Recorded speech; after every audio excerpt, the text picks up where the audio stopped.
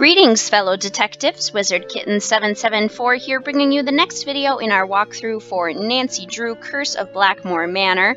We started exploring Jane's room in the last video. This is Jane here, and we're going to continue exploring it now. Let's see. Ooh, a poem. That was written by Charles Penvellyn way back in like the 1500s. When I read it, it seemed really familiar, you know? As the moon rises upon thee, fear not, but draw upon the strength of absent friends, and toast to their memories in happiness and wonder. With the stalwart heart of a knight, let charity be thy guiding angel. Stay firm in knowledge as a dedicated geometer, and fear not the ravages of Father Time. For, dear child, as you learn the lessons of folly, the secrets of this world shall dawn in thy soul. Ooh. You should write this down. This is a helpful poem that you will need. This Madama Butterfly poster is in the final scene, the 5th mystery in the Nancy Drew series. What else do we got? Who's this? That's my mum, my real mum. She's an opera singer.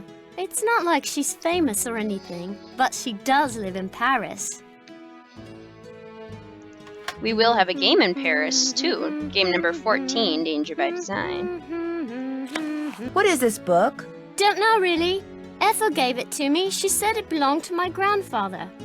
Do you think Brady Armstrong is cute? You might not if you'd met him, like we have. Mutus Liber. The Quiet Book.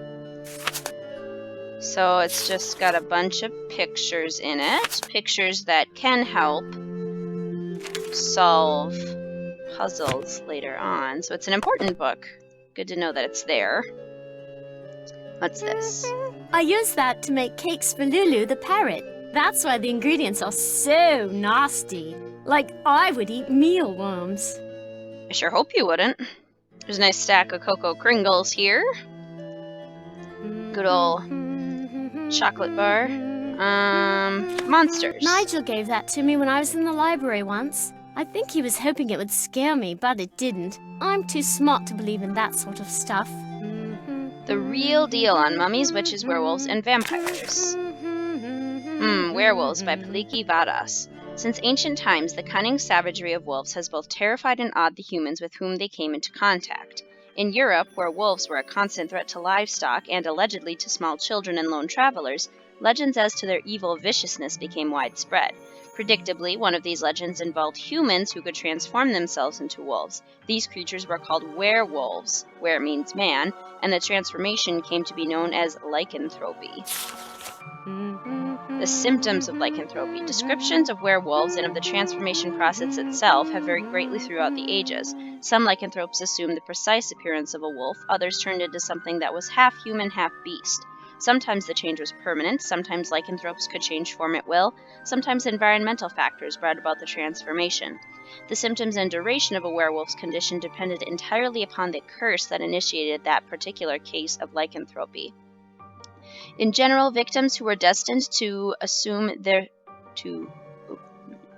alter their form permanently usually appeared pale. Fatigue was a frequent complaint, as well as weak vision, a dry tongue, and constant thirst. Oh. She complained about all of those. Does that mean she's turning into a werewolf?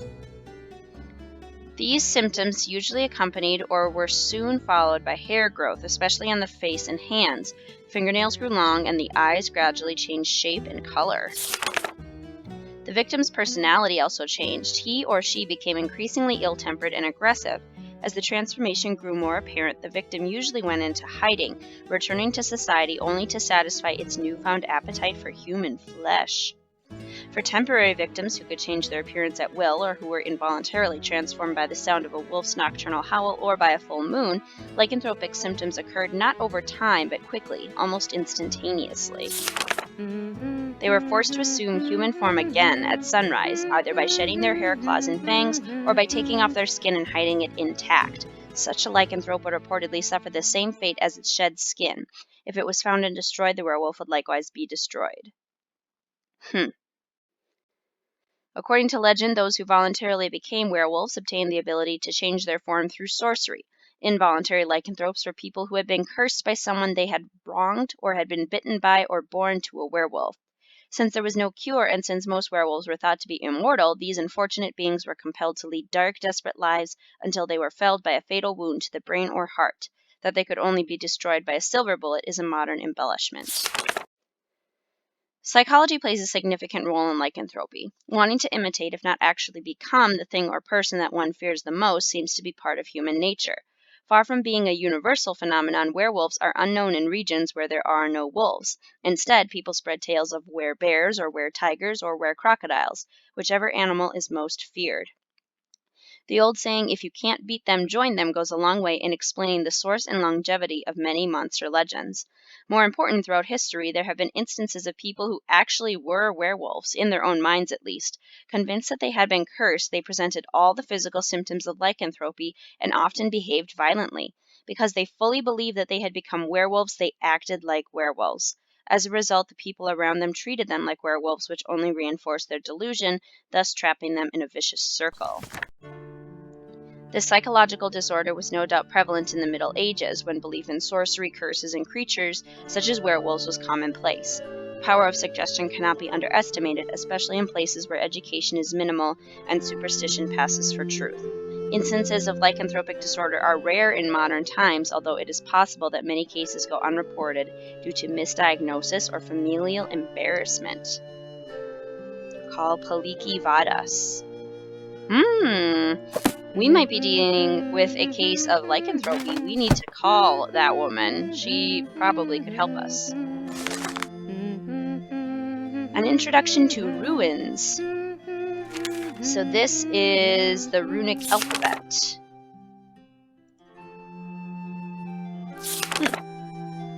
That would be important to write down as well. All sorts of important things in Jane's room. And this. That's my family tree. Ask me anything about anyone. Go on, ask me. Tell me about Randolph. Randolph the Red, so named for his bright red hair, was considered a hero at the Battle of Poitiers. For his heroism, King Edward III awarded him with the lands in the region called Penvellyn. That's how we got our name. Odo, that's an odd name. Yeah, he isn't very exciting really. Like farming and cows. His son Milo is much more interesting. Who was Anor? He was Odo's brother. Tell me about Simon. He lived from 1358 to 1412. No, 1411. We don't know very much about him. Who was Agatha? She was a nun. I think she lived in Ireland. Who was Marjorie? She died when she was a little girl. It was really sad. What about Milo? Milo inherited not only his grandfather's red hair, but his military prowess. Milo was instrumental in the siege of Caen and was awarded even more lands by Henry V. What do you know about Cecilia? She married the Lord of Limerick and did a lot of needlework. She had a ton of kids too, like 20. Can you imagine? What about Jacobus? He died when he was like 9. And Hugo? He had a lot of kids, and his dates were 1401 to 1466. Tell me about Albert. He was very mysterious, and the people of Blackmoor were afraid of him because he knew all these scientific things. No one knows much about him, though. Who was Josephus? Yeah, they used a lot of Latin names back then and weird spellings. He became like a priest or parson or something. Who was Robertus? He was a knight but died in some kind of jousting tournament. He was twins with Josephus. Tell me about Lucia. Isn't that a pretty name? If I have a daughter, I'll name her that. It's not telling me anything about her, though, Jane. Who was Adam? Like he married Eve. Duh, no kidding. I actually don't know anything about him. I think he was the son of Hugo, though, but I forget. Who was Anisha? A nun. Who was Jeanette? It's Genet. I think he wrote plays, maybe. I don't know, I forget. Who was Joan? Is that misspelled? No, that's how they spelled it then. She got married to this duke somewhere in Flanders. Tell me about Edmund. He was into cows. He did a lot of breeding of cows and sheep and got some kind of award from the king. Who was Nicolina? She died when she was a baby. I have many ancestors who died young, but Ethel said that Penvellens in general live a long time. Tell me about Walter. He was born in 1448 or 9. I'm kind of bored doing this right now. Too bad, you told me to. Who was Marge? I forget. I think she was... I don't know. Who was Charles? Oh, Charles was a famous judge and wrote very important books on law. But his boy, Garrett, drowned while he was really young. Tell me about Garrett. He drowned on his 19th birthday. Oh, that's sad. Who was Gillian? She married the Duke of Ballingsford, but she stayed at Blackmoor to raise her son Thomas, who inherited the estate when his grandfather Charles died. Tell me about Thomas. He was Charles's grandson and wrote a lot of poetry. He also had 3 wives, Catherine, Anne, and Mary, but not like at the same time. They died and he just remarried. Aren't those the names of the kings that, of the queens of, Henry VIII or something? Or whichever one was, crazy? I don't know. Who's James? He never married, but one day, when he was very old, a baby was found at the doorstep to the manor. He took her in and raised her as his own. That was Eleanor. Who was Elizabeth? Like the Queen of England? Oh, you mean Elizabeth, my ancestor. It's weird that she's the only ancestor named Elizabeth, since it's such a popular name. That is weird. What did Francis do? He got into a big fight with his brother James and lived in France. Tell me about Geoffrey. I'd rather not. I'm kind of bored. Wouldn't you rather play a game? No, I'm curious about your family tree. Can you tell me about George, the one born in 1566? He lived and died. End of story. What can you tell me about Eleanor? Just that she was burned as a witch, but it wasn't true, and her father James died when he saw her die, and then the family fled to France. I don't want to talk about this. Who was Edward? He lived in France with his father, Le Comte de Roquefort. He was very interested in languages and translated books from Greek and Latin. Oh, excuse me, sorry. Who was Virginie? She was married to the Duke of Barrowbold and died in the Great Fire of London. Tell me about Francois. He was a dwarf and became a trusted confidant to Louis XIV. Little people often held positions of great esteem at the time. Tell me about Corbin. I don't know. He doesn't have a coat of arms in the Great Hall because he didn't live here. Wasn't even a British subject, that's all I know. Who was Helene? Can we stop soon? Helene married the Duke of Bouville and died in 1760. End of story. Who was Frederic? He was a soldier for the French. He was killed in the War of Spanish Succession in July of 1702. What about Colin? Oh, this is so cool. They say he was a spy for England, even though he lived in France. Isn't that so very? I'd like to be a spy. There will be a character named Colin coming up in Nancy Drew the Phantom of Venice. And Philippe? He made a fortune in the New World and bought back most of the lands that were confiscated by Cromwell. Who was Théophile? He lived most of his life on the island of Mauritius and discovered like 1 million plant species. Tell me about Brigitte, the one who was born in the 17th century. She was absolutely mad about cricket, the game, not the insect. She actually saw the first cricket match in 1744. Personally, though, I can't stand the sport. Who's Penelope? I don't know much about her except that she was very loved by practically everyone in England, and there were 1 million poems written about her. If I have a boyfriend, I'd never let him write a poem about me. It looks like George and his brother Henri died in the same year. What happened? They were lost at sea. I guess they traveled a lot to Canada, especially to Oak Island. It looks like George and his brother Henri died in the same year. What happened? They were lost at sea. I guess they traveled a lot to Canada, especially to Oak Island. Who's Marianne? She got shipwrecked on this deserted island with a whole bunch of yahoos, and they wrote a story about it. Yeah, that's it. Tell me about Jean. Hello, it's pronounced Jean. He was killed by a boar on a hunting trip. They eat people's flesh, you know. No, I'm kidding. But he really did get killed by a boar. Serves him right, though, for hunting some poor little animal. Tell me about Martha. She was completely daft. She'd wear really bizarre outfits, and she was one of the first women to ride on a steam train. What do you know about John? He was an opera singer, just like my mom. He sang in some Mozart operas, I think. Tell me about Brigitte, the one born in 1759. She never married and was bonkers for astronomy. She adopted her sister's son, Richard, who later got killed at Waterloo. She's the one whose room we're staying in. Who was Peter? Let's see. He had a wooden leg, and he was attacked by wolves once. That's all I remember. Isn't that from... There's like a Peter and the Wolf? It's like a cartoon or something? Who was born in 1763? That was Isabel. She wrote many letters about the French Revolution and actually saw Marat's dead body in the bathtub. Talk about gross! Who was Jacques? Don't laugh, but he invented the lawnmower bag in 1831. I swear, I'm totally not making this up. We met a Jacques in Treasure in the Royal Tower, the fourth Nancy Drew mystery, and Isabel was actually his fiance's name in that game, so... Cookie! Tell me about Richard. He died in Waterloo fighting against Napoleon. Tell me about Edward, the one from the 19th century. He was a big explorer and went all over the world. He wasn't very close with his son, who was also an explorer.